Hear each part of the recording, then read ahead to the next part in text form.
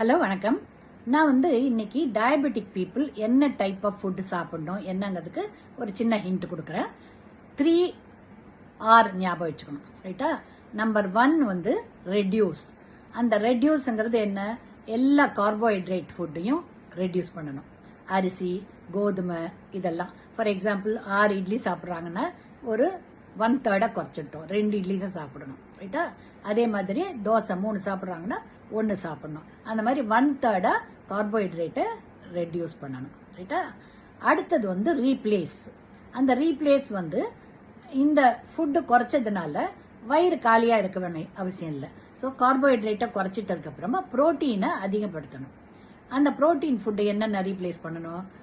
Non veg சாப்பிட்றதா இருந்தால் egg சாப்பிட்லாம், வெஜிடேரியன் பீப்புளாக இருந்தால் மில்க் சாப்பிட்லாம், அண்ட் சீஸு, பட்டர், ரைட்டா, அண்ட் பன்னீர் இதெல்லாம் சேர்த்துக்கலாம். இது இல்லாமல் பருப்பு வகை எந்த பருப்பு வேணாலும் சேர்த்துக்கலாம். கூடவே சன்னா, எவ்ரிடே வெள்ளை சன்னா, இன்னொன்று பிளாக் சன்னா மாற்றி மாற்றி சாப்பிடுங்க. இது மட்டும் இல்லாமல் எவ்ரிடே கொஞ்சோண்டு தயிர் சேர்த்துக்கணும். ஏன்னா ஃபர்மெண்டட் இதில் நிறைய ஈஸ்ட் இருக்கு. குட் பாக்டீரியா பேட் பாக்டீரியாவெல்லாம் அழிச்சிடும், டயபெட்டிஸ் அளவையே குறைக்கும், ரைட்டா? அதனால கட்டாயம் கொஞ்சம் கர்ட் சேர்த்துக்கோங்க. அண்ட் சாலட், ஏதான ஃப்ரூட்ஸ், ஃபைபர் ஃபுட் வேணும், அதனால ஃப்ரூட்ஸும் கொஞ்சம் வெஜிடபிள்ஸ், ரா வெஜிடபிள்ஸும் சேர்த்துக்கணும். இதெல்லாம் ரீப்ளேஸ் பண்றீங்க, ரைட்டா?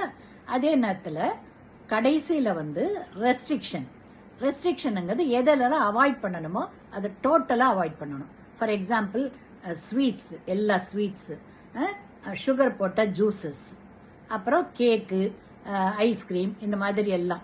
அது இல்லாமல் மைதாவை அவாய்ட் பண்ணிடணும் இவங்க எல்லாருமே டயபெட்டிக் பீப்புள்.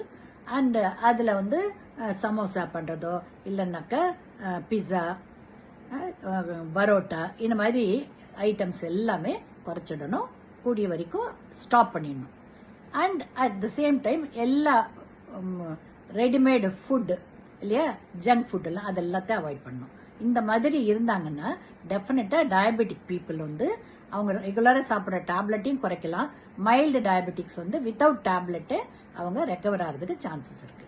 ஸோ இந்த 3 R'யும் எல்லாருமே ஞாபகம் வச்சுக்கணும், ஓகேங்களா?